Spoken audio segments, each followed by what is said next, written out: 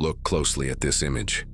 At first glance, it appears to be nothing more than a slightly faded, ordinary black and white photograph, a relic from a bygone era, specifically 1905. It's the kind of picture you might stumble upon in an old dusty attic, or perhaps tucked away in a forgotten family album.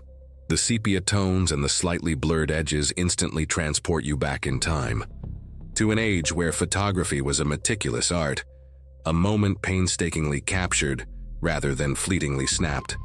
The scene itself is quintessential early 20th century domesticity. We see a family, the Millers, posed with an almost sculptural stiffness that was common for photographs of that period. There's George, the patriarch, his jaw set firm, a hint of prosperity in his tailored suit. Beside him, Sarah, the matriarch, looks serene, her elaborate dress hinting at a certain social standing. Completing this picture of familial bliss are their two children. Emily, perhaps 12 years old, with an air of youthful curiosity in her gaze, and young Thomas, a boy of about 8, who, despite the formal setting, seems to possess a quiet, almost delicate presence. They are all impeccably dressed, their finest attire chosen for this momentous occasion, their expressions carefully composed to convey happiness, a perfect facade of contentment. Indeed, they look almost too perfect, like characters plucked from a storybook. The setting further enhances this illusion of perfection. They are positioned within what appears to be a Victorian living room, a space rich with the trappings of comfort and decorum. Ornate furniture, dark and polished, anchors the room, each curve and carving a testament to the craftsmanship of the era. Heavy draperies frame tall windows, filtering the natural light into a soft, diffused glow. A grand fireplace, its mantelpiece adorned with various trinkets and perhaps a clock, dominates one wall, suggesting warmth and hearth, the very heart of a home. Every detail, from the patterns on the wallpaper to the intricate designs on the rug beneath their feet, speaks of a carefully curated environment, a home where everything is in its rightful place. And then, your eyes drift to the focal point of our mystery, a large, ornate mirror hanging prominently on the wall directly behind the family. It's a magnificent piece, its frame intricately carved, reflecting the room and, by extension, the family itself.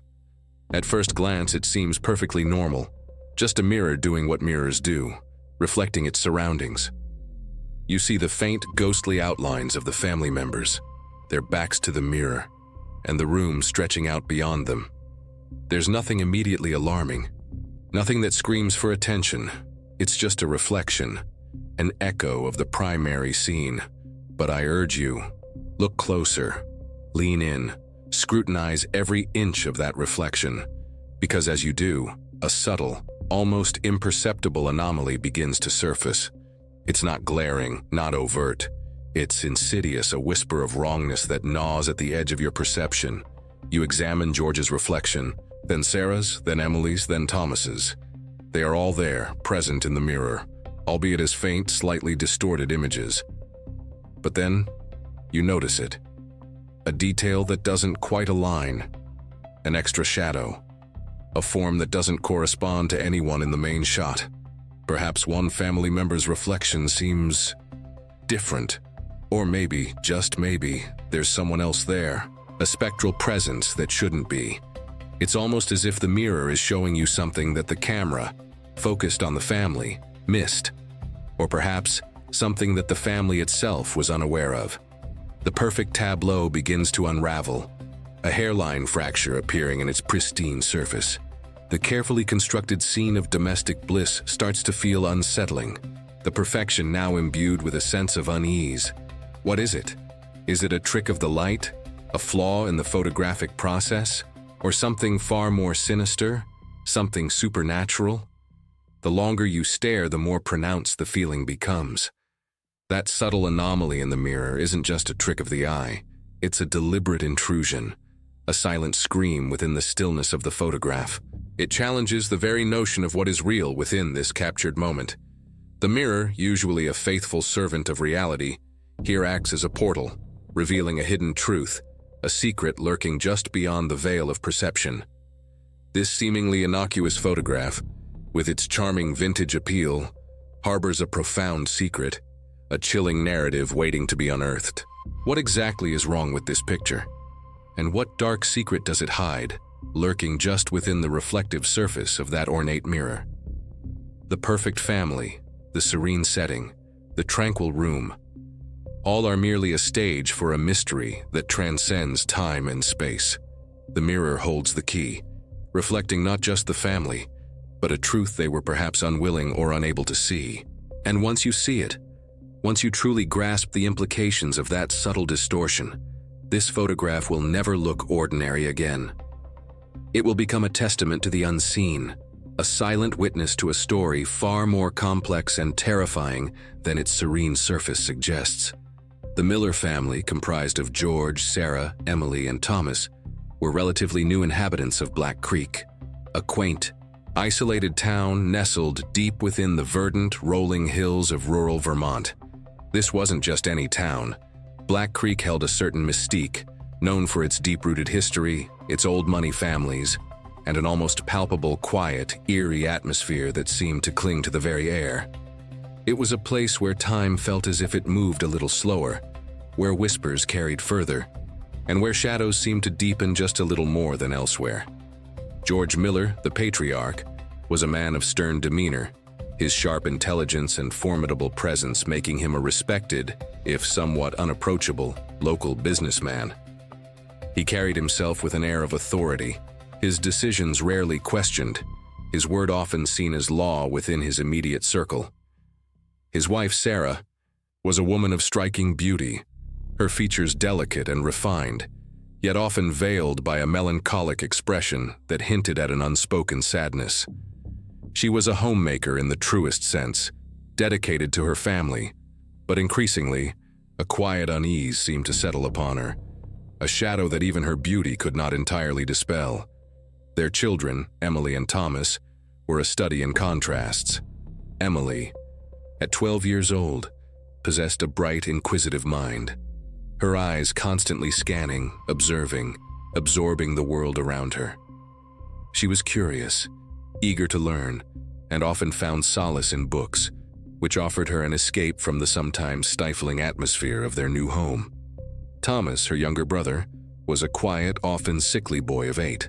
He was prone to fevers and unexplained ailments, and his delicate constitution often left him withdrawn, preferring his own company or that of his imagination to boisterous play. Their new residence, the Miller house itself, was an imposing structure, an old, sprawling Victorian mansion that dominated the landscape with its dark wood, towering gables, and heavy, velvet draperies that seemed to absorb all light. It was a house that breathed history, every floorboard creaking with stories untold, every shadow harboring secrets. The locals, in hushed tones, often spoke of its reputation for being perpetually cold, even during the warmest summer months, and vague, unsettling whispers about its past history occasionally reached the Miller family's ears. Though George, ever the pragmatist, quickly dismissed them as mere superstition, the family had only recently moved into this ancestral home, a legacy George had inherited from a distant, eccentric aunt who, rumor had it, had met her end under rather mysterious circumstances. Initially, there had been an air of excitement, a sense of new beginnings. The children, especially, had been thrilled by the sheer grandeur of the place, its labyrinthine corridors and numerous rooms offering endless possibilities for exploration and adventure. For Emily, it was a treasure trove of forgotten histories. For Thomas, a vast canvas for his vivid imagination. It was around this time, shortly after their move, that Thomas began to speak of an invisible friend. He called him Silas. Initially, his parents, George and Sarah, dismissed it as nothing more than the innocent, elaborate imaginings of a lonely child. They chuckled gently, attributing it to the vivid fantasy life common in young boys, especially one as quiet and introspective as Thomas. They encouraged his creativity, unaware that Silas was far more than a figment of imagination. Thomas would often be found in hushed conversations with an empty corner of a room, or giggling at something only he could perceive, his small voice echoing through the vast, cold halls of the Miller house, always speaking of Silas, his constant, unseen companion, Life in the sprawling Miller house, however, began to subtly yet undeniably shift. The initial joy and excitement that had filled its grand room slowly gave way to a creeping unease, a pervasive sense of something being fundamentally amiss. It started with small, seemingly innocuous occurrences, easily dismissed by the rational mind. Doors that had been firmly shut would be found ajar, creaking softly on their ancient hinges as if nudged by an unseen hand. Whispers, faint and indistinct, would drift through the long hallways just beyond the threshold of audibility, always fading before anyone could quite discern their source or meaning. Objects, particularly small, personal ones, would inexplicably move from their accustomed places, only to reappear later in entirely different, often conspicuous locations. A book left on a bedside table might be found on a downstairs mantelpiece, a child's toy from the nursery discovered in the formal dining room. These incidents, individually minor, began to accumulate, weaving a tapestry of unsettling strangeness that slowly but surely enveloped the household. Sarah, once so vibrant despite her melancholic tendencies, became increasingly withdrawn and nervous.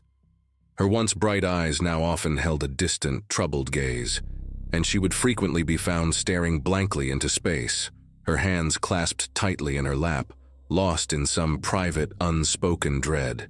She began to complain of a perpetual sensation of being watched, a cold, unseen presence always just at the periphery of her vision. Her sleep became restless, punctuated by vivid, terrifying nightmares that left her pale and trembling each morning. She spoke of cold spots that would suddenly appear in otherwise warm rooms, and a feeling of immense pressure, as if something heavy was pressing down on her chest, stealing her breath. George, ever the staunch rationalist, initially dismissed Sarah's growing anxieties and the strange occurrences as mere products of her sensitive constitution and the natural settling of an old house. He attributed the whispers to drafts, the moving objects to forgetfulness or the children's mischief, and Sarah's unease to her nerves. His dismissal, however, was not without its own consequences. As the strangeness persisted and Sarah's distress deepened, George himself became more irritable, his stern demeanor hardening into a rigid refusal to acknowledge anything beyond the tangible.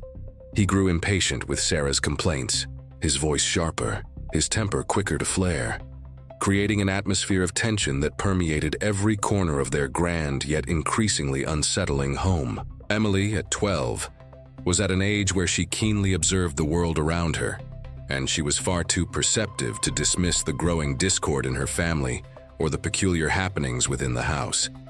She noticed the subtle shift in her parents, the way her mother seemed to shrink into herself, the way her father's jaw was perpetually clenched. She saw the moved objects, heard the faint whispers, and felt the inexplicable chills that would sweep through rooms. Unlike her father, she couldn't simply rationalize it away. Instead, a burgeoning sense of unease spurred her own curiosity. She began to explore the house with a new intensity, no longer for childish adventure, but rather with a quiet, almost fearful determination to understand the unsettling presence she increasingly felt lurking within its walls. She would spend hours in the dusty attic, poring over old ledgers and forgotten belongings, or in the vast, echoing library, searching for answers, a growing sense of dread her constant companion. Meanwhile, Thomas's friend, Silas, became an increasingly prominent and unsettling fixture in his stories. What had once been dismissed as childish imagination now took on a more ominous tone. Thomas spoke of Silas with an unwavering certainty, describing him as being always there, watching. His descriptions grew more vivid, more detailed, no longer just a vague companion but a distinct entity. He would describe Silas's quiet movements, his unseen gestures, his constant presence just out of sight, always observing, always present. One particularly chilling afternoon, Emily, passing Thomas's bedroom, paused at his half-open door. She heard his small voice, unusually serious, engaged in a one-sided conversation. Peeking in, she saw Thomas sitting on the floor, meticulously arranging his wooden soldiers, but his gaze was fixed on an empty corner of the room. his head tilted as if listening intently. "Silas says... Silas wants..." he murmured, his voice trailing off, as if relaying instructions from an invisible confidant. As Emily listened, a sudden, intense cold spot enveloped her, sending shivers down her spine, a chill that seemed to emanate directly from the very corner Thomas was addressing. It was a cold that felt unnatural, sharp and piercing, unlike any draft. From then on, Emily noticed that whenever Thomas spoke of Silas, that inexplicable coldness would manifest, particularly around her younger brother, clinging to him like an invisible shroud. The growing tension, the unexplained phenomena, and Sarah's escalating distress finally prompted George to consider a course of action he believed would restore some semblance of normalcy and unity to their fractured family. He decided they would take a formal family portrait. It was a common practice of the time, a way to commemorate milestones to solidify a family's image, and he hoped it would serve as a symbolic fresh start in their new home. He reasoned that a shared, positive experience, a moment of forced togetherness and outward perfection, might somehow dispel the encroaching shadows. He hired Mr. Abernathy, a traveling photographer known for his meticulous work and his bulky, impressive camera equipment, to come to their house and capture this image of renewed familial bliss. It was to be a portrait of a perfect family, in a perfect home, a deliberate act to reclaim their domestic serenity, oblivious to the fact that the very act of capturing their image might instead capture the burgeoning darkness they so desperately sought to ignore. The day of the photograph session arrived, bringing with it a strange mix of anticipation and underlying dread. The Miller family, dressed in their finest attire, gathered in the grand living room, the chosen location for their portrait. It was a room of imposing elegance, with heavy velvet drapes drawn back to allow what little natural light filtered through the Vermont sky to illuminate the ornate furniture. Dominating one wall, directly behind where the family was instructed to stand, was a large, intricately carved mirror, its antique glass reflecting the room in a slightly distorted, aged hue. Mr. Abernathy, the traveling photographer, was a man of meticulous habits, his movements precise and deliberate as he set up his formidable equipment. His camera, a bulky, polished wooden box mounted on a sturdy tripod, stood like a silent sentinel in the center of the room. He fussed with the lighting, adjusted the backdrop, and then, with a professional air, began to direct the family into their predetermined positions. George, ever the stoic patriarch, stood tall and rigid, Sarah beside him, her smile a little too fixed, a flicker of anxiety in her eyes. Emily, poised and observant, stood to her mother's left, while Thomas, small and somewhat frail, was placed in front of his father. As Mr. Abernathy made his final adjustments, peering intently through the camera's lens, a small, clear voice cut through the quiet tension of the room. Thomas, without warning or prompting, pointed a small finger towards the large mirror behind George. "Silas is standing right there," he declared, his voice utterly devoid of childish mischief, "behind Papa." A sudden, palpable hush fell over the room. George's jaw tightened, his eyes narrowing as he cast a stern glance down at his son. "Thomas," he admonished, his voice low and firm, "be quiet and still. This is important." Sarah, meanwhile, visibly flinched, her carefully constructed composure threatening to shatter. Her hand instinctively went to her throat, her eyes darting nervously towards the mirror, then back to Thomas, a silent plea for him to retract his words. Emily, standing rigidly, felt an immediate, inexplicable chill snake up her spine, a familiar coldness that had become a hallmark of Silas's presence. It was a cold that seemed to originate from nowhere, yet permeated everything. Mr. Abernathy, engrossed in the technicalities of his craft, barely registered the exchange. He grunted non-committally, his focus solely on achieving the perfect composition. To him, it was merely the fanciful utterance of a child, a common distraction he had encountered many times in his profession. He simply wanted to get the shot done, to capture the image, and move on to his next engagement. The process of taking the photographs was a long, drawn-out affair, typical of the era. Each plate required meticulous preparation, and once exposed, everyone had to remain perfectly still for what felt like an eternity. The air in the room grew heavy, thick with unspoken anxieties and the acrid scent of photographic chemicals. Mr. Abernathy moved around his equipment with practiced ease, his head often obscured by the black cloth hood of his camera, his voice muffled as he issued instructions for slight adjustments to posture or expression. During one particularly lengthy exposure, as the chemical reactions slowly captured their images onto the glass plate, Emily felt a strange, unsettling pressure. It was as if someone had suddenly stepped in very close beside her, their presence a distinct weight in the air, a subtle displacement of space. Yet, when she subtly shifted her eyes, no one was there. The space beside her remained empty, a void that somehow felt full. The sensation was fleeting, but profoundly unnerving, leaving her with a prickle of goosebumps on her arms. She glanced at Thomas, who was staring intently at the mirror, his small face unreadable, almost serene. Finally, after what seemed like an endless succession of plates and agonizingly still moments, Mr. Abernathy announced that he had captured enough images. He began to pack up his cumbersome equipment, carefully stowing his lenses and plates into their velvet-lined cases. He offered the family a polite, if somewhat weary smile, promising to deliver the developed photographs in a few days.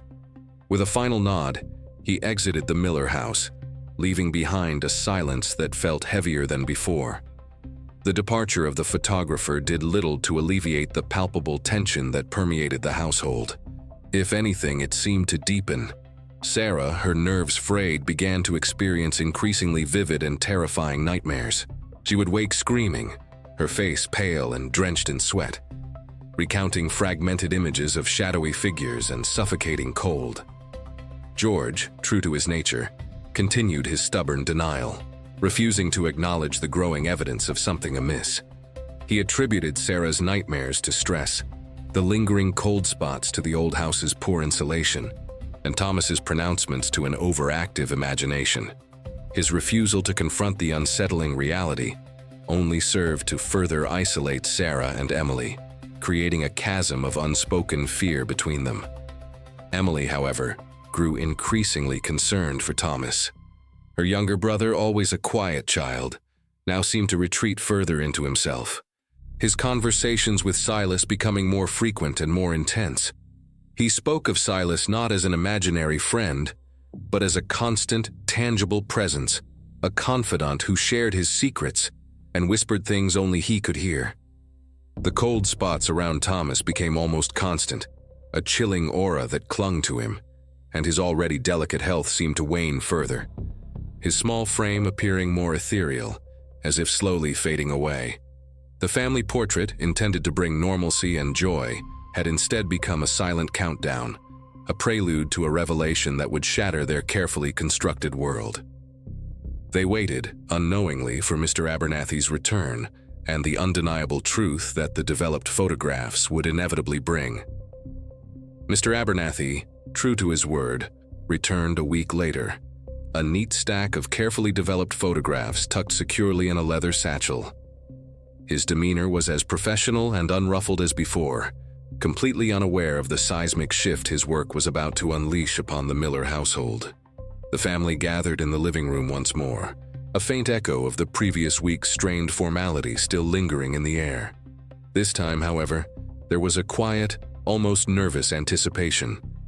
Sarah sat stiffly on the sofa, her hands clasped tightly, her eyes darting between the door and George. Emily stood near the fireplace, a subtle tension in her shoulders, while Thomas, unusually subdued, sat cross-legged on the rug, tracing patterns on the worn carpet. George, attempting to project an air of normalcy and control, greeted the photographer with a polite nod, eager to finally put the whole unsettling experience behind them. Mr. Abernathy carefully laid out the prints on the polished surface of a mahogany table. Most of the photographs were typical of the era, slightly stiff, occasionally a little blurry from the long exposure times, but otherwise perfectly ordinary depictions of a well-to-do family in their grand home. There were shots of the children playing in the garden, Sarah posing by the piano, and George in his study, each image a testament to their outward prosperity and conventional domesticity. The family murmured polite acknowledgments, offering comments about the children's expressions or the quality of the light. It was all very civil, very expected. And then, Mr. Abernathy presented that specific photograph, the one taken in the living room, the one that had been the focal point of their collective unease, the one from which Thomas had made his unnerving declaration. He placed it gently on the table, face up. At first, a wave of relief seemed to wash over the small group. "Oh, that's lovely," Sarah breathed, a faint, genuine smile gracing her lips for the first time in days. "We look quite well, don't we, George?" George nodded, a hint of pride in his usually stern gaze. "Indeed, Sarah. A fine likeness. Quite a perfect family, wouldn't you say, Mr. Abernathy?" He cast a glance at the photographer, who offered a satisfied smile in return. Emily, too, initially felt a sense of calm. The family appeared posed and proper, the living room grand and inviting. It was exactly the picture of normalcy her father had hoped for, a visual affirmation that everything was, in fact, perfectly fine. But then, Emily, with her keen eye and an intuition sharpened by weeks of unease, noticed it. Her gaze, drawn almost magnetically, drifted towards the large, ornate mirror that dominated the background of the photograph. At first glance, it seemed to reflect the room as it should, a slightly dimmer, reversed image of the space behind the family. The faint outlines of the furniture, the heavy drapes, even the subtle pattern of the wallpaper were visible. Her eyes scanned the reflection, searching for something, though she wasn't entirely sure what. And then she saw it. A gasp caught in her throat. Her finger, trembling slightly, rose, pointing directly at the mirror within the photograph. "Look," she whispered, her voice barely audible, a thin thread of terror woven into the sound. "Look at the mirror."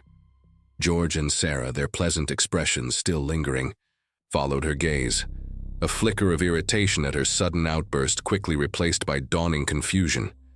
The reflection was indeed clear enough to discern the room and the faint, ghostly outlines of their own figures, positioned as they were in the main shot. But as their eyes adjusted, as they focused with the intensity of sudden, horrifying realization, they saw it too. Standing directly behind George's reflected image, an extra shadowy figure was visible in the mirror. It was tall, gaunt, its form indistinct, almost like a smudge, yet undeniably present. Its features were blurred, indistinct, as if an old, faded photograph had been superimposed onto the glass, a spectral anomaly in an otherwise pristine reflection. It was not a part of the real family, not a part of the room they occupied. It was there, and yet it wasn't. The figure was not present in the actual shot of the family standing before the mirror. The space behind George in the main image was empty, just the wall and the reflection. But in the mirror's distorted reality, it stood, a silent, menacing sentinel. And it was unquestionably not meant to be there. The silence that followed Emily's choked whisper was deafening, a vacuum created by the sudden, terrifying revelation. Sarah's eyes widened, her face draining of all color. A high-pitched, involuntary scream tore from her throat, a sound of pure, unadulterated terror that seemed to echo off the high ceilings of the grand room. George, his jaw slack, his face now a sickly pale, dropped the photograph as if it were a burning coal. It fluttered to the floor, landing face up, the spectral figure in the mirror staring silently at the ceiling. Thomas, who had been quietly observing the unfolding horror, his small face unreadable, finally spoke. His voice was a mere whisper, yet it cut through the stunned silence with an unnerving clarity, a chilling confirmation of their worst fears. "Silas," he breathed, his eyes fixed on the fallen photograph, a strange, almost knowing expression on his face. "Silas is in the picture." The family was now forced to confront the undeniable, horrifying truth. There was no rational explanation for what they had seen. No draft, no trick of the light, no overactive imagination could account for the shadowy figure reflected in the mirror. a figure that simply did not exist in their tangible reality. Something was terribly, horribly wrong in their house. The perfect family portrait had become a chilling testament to an unseen presence, a silent witness to a haunting that was now undeniably real, irrevocably shattering their illusions of safety and normalcy. The photograph, meant to capture a moment of peace, had instead captured a nightmare, dragging the hidden darkness of the house into the stark, undeniable light of day. Their world, once meticulously ordered, had just been irrevocably torn asunder by a single terrifying image. The photograph, now lying face up on the polished floorboards, seemed to radiate a cold, malevolent energy, its spectral secret laid bare for all to see. Sarah continued to keen softly, her hands clasped over her mouth, her eyes wide with a terror that transcended mere fear. It was the terror of the inexplicable, of the intrusion of the supernatural into her carefully ordered world.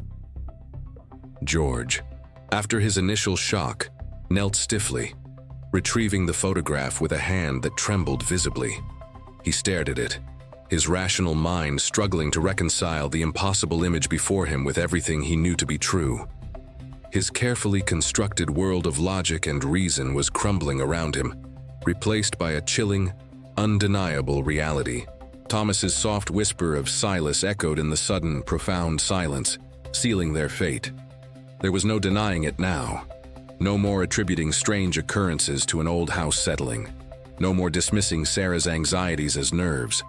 No more chalking up Thomas's invisible friend to childish imagination. The evidence was irrefutable, captured forever on a photographic plate. An entity existed within their home, an entity that chose to manifest only in reflections, a silent observer whose presence was now undeniably threatening. The Millers were no longer merely residents of a grand old house. They were trapped within a haunting. George, ever the man of action though now profoundly shaken, knew he had to understand what they were up against. His initial instinct was to protect his family, and to do that he needed answers. He retreated to his study, not for work, but for research. He began with the house itself, poring over old deeds, property records, and any historical documents he could lay his hands on. The house had been in the Miller family for generations, though it had passed through several distant branches before his recent inheritance. It was during this painstaking investigation that he stumbled upon the name Elara Miller. His eccentric great-aunt, the one who had bequeathed him the property, the one who had died under mysterious circumstances. Her death largely unremarked upon by a family long accustomed to her peculiarities. His research led him down a rabbit hole of local lore and forgotten histories. He discovered that Elara had been a recluse in her later years, known for her peculiar interests and an unsettling fascination with the occult. Locals whispered about her strange experiments, her late-night rituals, and her unusually extensive collection of esoteric texts. More disturbingly, George unearthed old, brittle newspaper clippings from the Black Creek archives, their pages yellowed with age. They spoke of a scandal, a missing person case from around 1880. The name that jumped out at him, stark and chilling, was Silas Blackwood.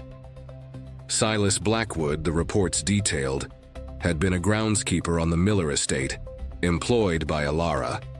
He was a quiet, unassuming man, well-liked by the few who knew him. But then, an accusation, a petty theft, a missing silver locket from Elara's personal effects. The articles described a heated argument between Elara and Silas, witnessed by a few servants, after which Silas vehemently denied the theft and threatened to leave her employ. Shortly after that confrontation, Silas Blackwood vanished without a trace. His body was never found, and the case eventually went cold, presumed by many to be a simple runaway, though a few gossiped darkly about Elara's temperament and her strange powers. As George pieced together this fragmented history, a cold dread settled in his stomach. The timing, the name, the connection to Elara and the house. It was too precise to be coincidence. Meanwhile, Emily, driven by a similar thirst for understanding, had begun her own investigation. She remembered the strange, almost possessive way Elara's belongings had been talked about, and the general air of secrecy that surrounded her memory. Exploring the dusty, forgotten corners of the sprawling house, Emily stumbled upon a hidden compartment behind a loose brick in the grand fireplace in Alara's former study. Inside, she found a small, leather-bound diary, its pages filled with Alara's elegant yet disturbingly erratic handwriting. As Emily read, a horrifying picture began to emerge. Alara's diary entries were a chilling confession. She wrote of Silas Blackwood, not as a thief, but as a man who had caught her obsessive eye.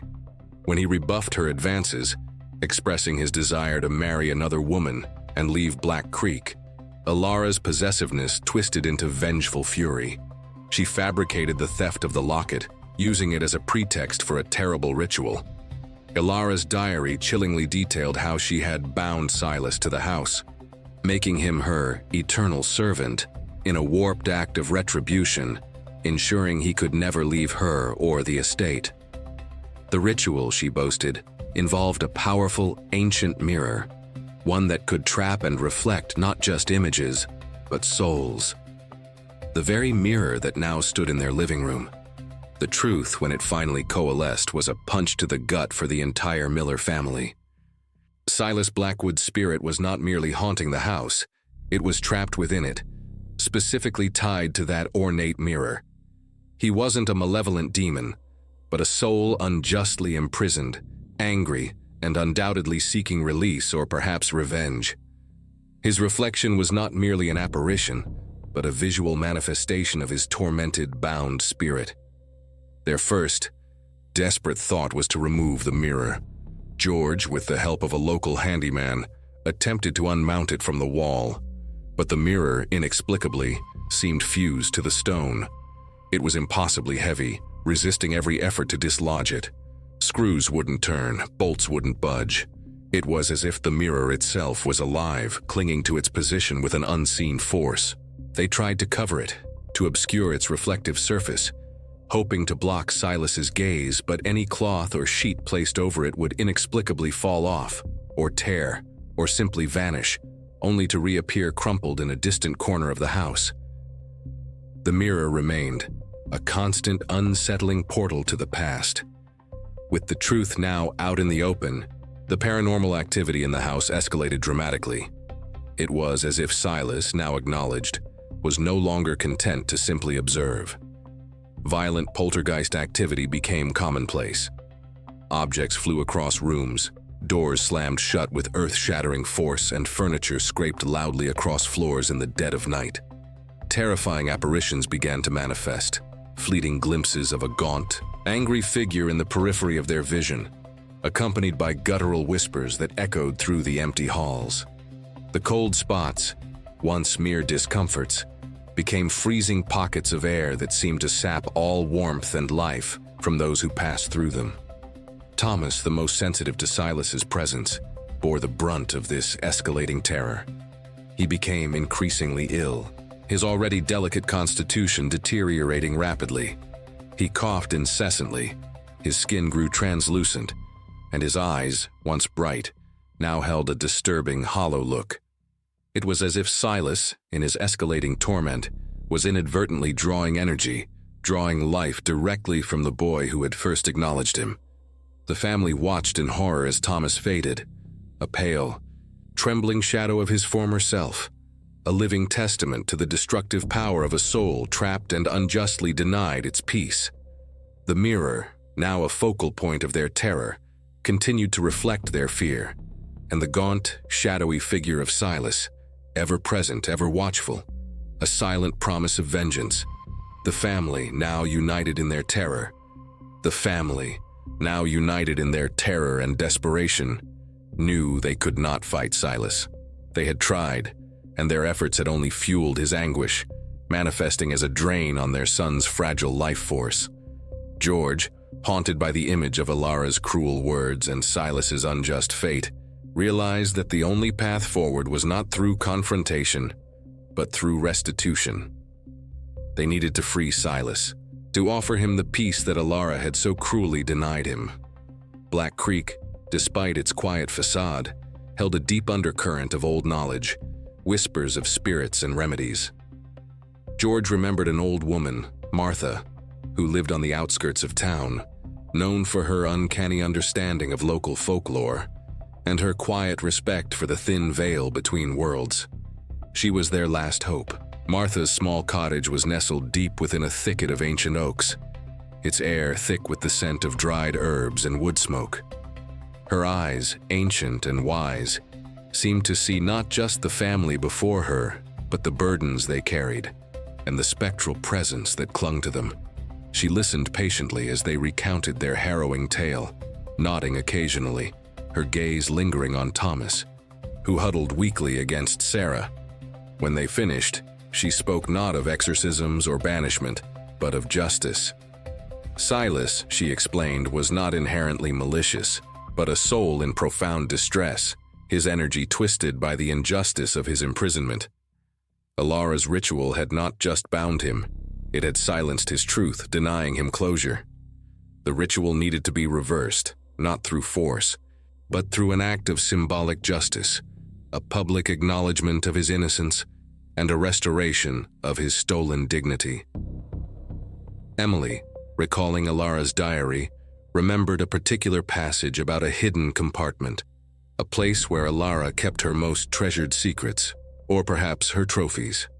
It was described as being behind a loose brick in the fireplace, a detail Emily had initially dismissed as a childish fantasy. But now, with Martha's words ringing in her ears, it clicked into place. Back at the house, the family converged on the fireplace in Alara's old study, the same room where Emily had found the diary.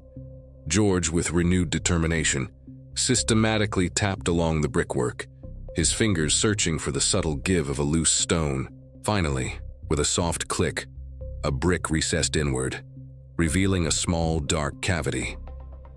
Inside, nestled amongst cobwebs and dust, they found Silas's personal effects. There was a small, tarnished silver locket, its surface dulled by time, but still bearing the faint engraving of intertwined initials, SB and AM, inside. A faded sepia photograph of a young woman with kind eyes and a gentle smile, and beneath the locket, a folded, brittle piece of parchment, a letter. George carefully unfolded the letter, its aged paper crackling softly. As he read its contents aloud, his voice thick with emotion, the true tragedy of Silas Blackwood's fate unfurled before them. It was a desperate, heartfelt plea from Silas to his beloved Agnes, the woman in the locket.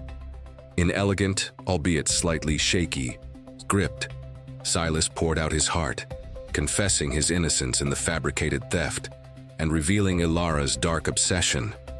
He wrote of his intention to leave Black Creek to be with Agnes, to start a new life far from Alara's suffocating influence. He spoke of his love, his hopes, and his unjust accusation, begging Agnes to believe him, to wait for him. The letter was a testament to his character, a poignant cry for truth, and a final, desperate act of love. The family understood then. Silas's unfinished business wasn't just about freedom from his spiritual prison. It was about his truth being known, his innocence cleared, and his love for Agnes acknowledged. The mirror was not just a trap. It was a silent witness to Alara's cruelty and Silas's suffering. They decided to perform a small, personal ceremony in front of the mirror, not to banish Silas, but to offer him the justice and closure he had been denied for decades.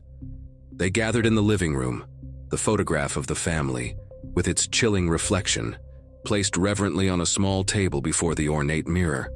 George held Silas's letter, his hands steady now, his face etched with solemn purpose. Sarah clutched Thomas protectively, her eyes fixed on the mirror, a mixture of fear and profound empathy in their depths.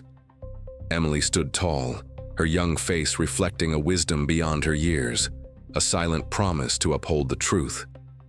George began to read Silas's letter aloud once more, his voice clear and resonant, filling the room.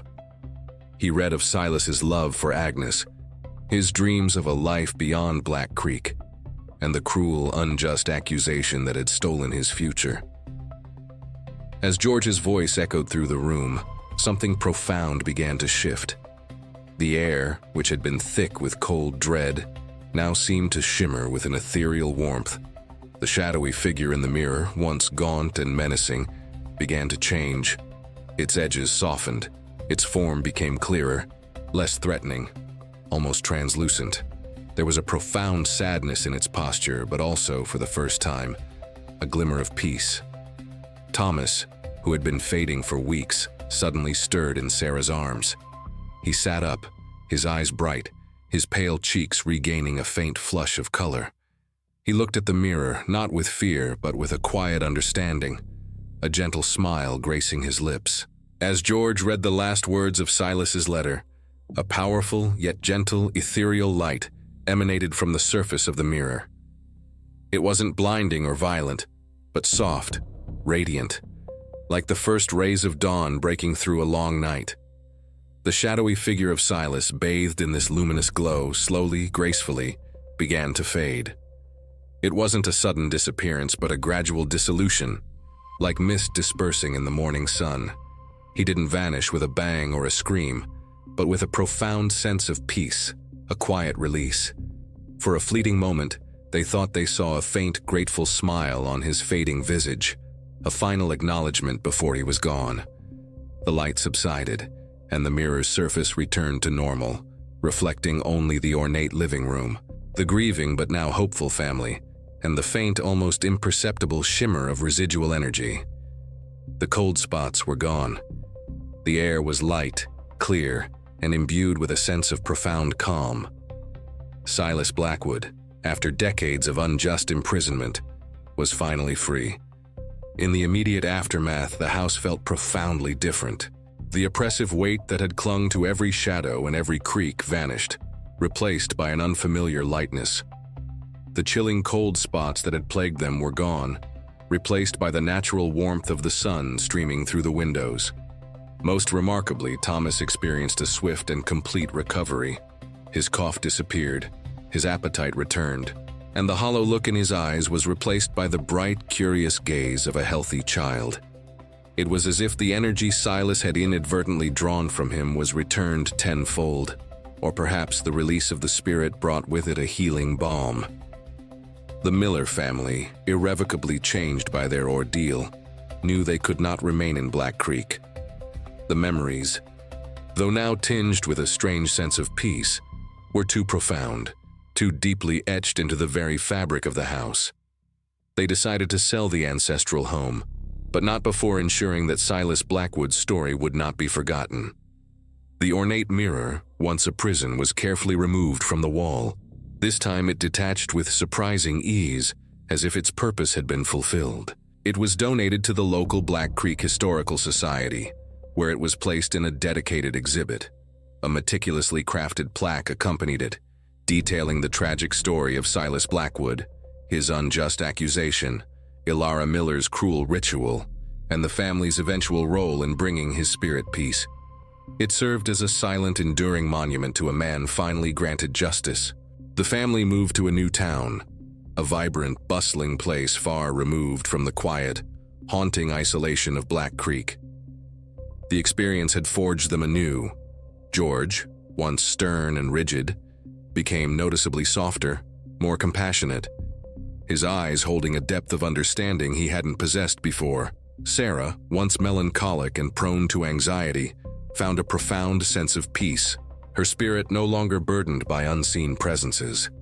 Emily, her sharp intellect now tempered with a deep empathy, continued her love for history and mysteries, but with a newfound appreciation for the unseen forces that shape human lives.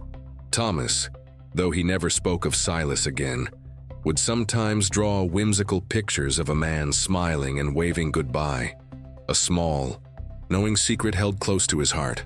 The photograph, the one with the anomaly in the mirror, became a cherished family heirloom. It was kept not in a dusty album, but in a prominent place, a somber yet ultimately redemptive reminder of the hidden darkness they had witnessed and the profound peace they had helped to bring. It was a testament to the fact that some secrets are not hidden in dark corners, but in plain sight, reflected in the most unexpected places. It served as a potent symbol that even in a seemingly perfect picture, The truth can always find a way to surface, especially when justice is long overdue, and that even the most tormented spirits can find solace when their story is finally heard.